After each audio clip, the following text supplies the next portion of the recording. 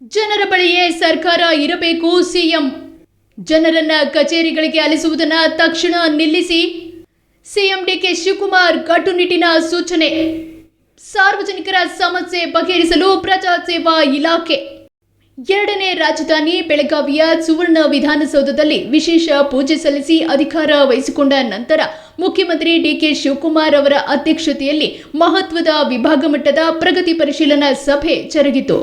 ಸಭೆಯಲ್ಲಿ ಅಧಿಕಾರಿಗಳನ್ನು ಉದ್ದೇಶಿಸಿ ಮಾತನಾಡಿದ ಸಿಎಂ, ಜಿಲ್ಲಾಧಿಕಾರಿಗಳು ಹಾಗೂ ಗ್ರಾಮ ಲೆಕ್ಕಾಧಿಕಾರಿಗಳು ಸೇರಿದಂತೆ ಎಲ್ಲ ಇಲಾಖೆ ಅಧಿಕಾರಿಗಳು ಕಡ್ಡಾಯವಾಗಿ ತಮ್ಮ ಕೇಂದ್ರ ಸ್ಥಾನದಲ್ಲಿದ್ದುಕೊಂಡು ಜನರ ಸಮಸ್ಯೆಗಳಿಗೆ ಸ್ಪಂದಿಸಬೇಕು ಎಂದರು.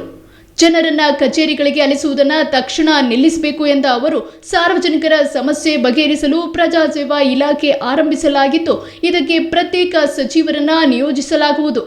ಜಿಲ್ಲಾ ಉಸ್ತುವಾರಿ ಸಚಿವರು ಪ್ರತಿ ತಿಂಗಳ ಮೊದಲ ಮತ್ತು ಮೂರನೇ ಶನಿವಾರ ಆಯ್ದ ತಾಲೂಕುಗಳಲ್ಲಿ ಜನಸಂಪರ್ಕ ಸಭೆ ನಡೆಸಿ ಕಾನೂನು ಚೌಕಟ್ಟಿನೊಳಗೆ ಜನರ ಸಮಸ್ಯೆ ಬಗೆಹರಿಸಬೇಕು ಎಂದು ಸೂಚಿಸಿದರು.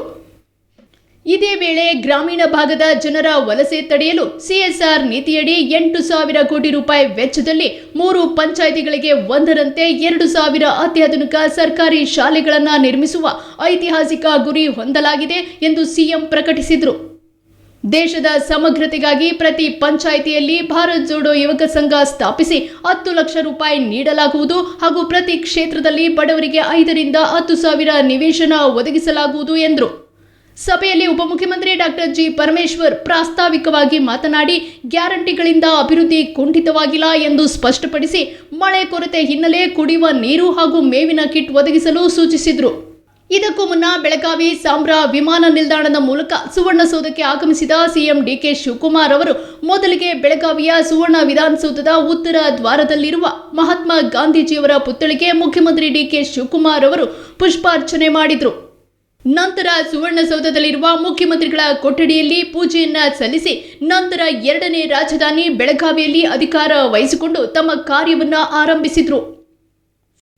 ಈ ವೇಳೆ ಸಚಿವರಾದ ಸತೀಶ್ ಜಾರಕಿಹೊಳಿ, ಎಂಬಿ ಪಾಟೀಲ್, ಯುಟಿ ಖಾದರ್, ಈಶ್ವರ್ ಖಂಡ್ರೆ, ಶಾಸಕರಾದ ಎಚ್ಕೆ ಪಾಟೀಲ್, ಲಕ್ಷ್ಮಣ್ ಸವದಿ ಹಾಗೂ ವಿಧಾನಸಭೆ ವಿರೋಧ ಪಕ್ಷದ ಉಪನಾಯಕ ಅರವಿಂದ್ ಬೆಲ್ಲದ್, ಹಲವು ಶಾಸಕರು, ಜಿಲ್ಲಾಧಿಕಾರಿಗಳಾದ ಮೊಹಮ್ಮದ್ ರೋಷನ್ ಸೇರಿದಂತೆ ಉಪಸ್ಥಿತರಿದ್ದರು.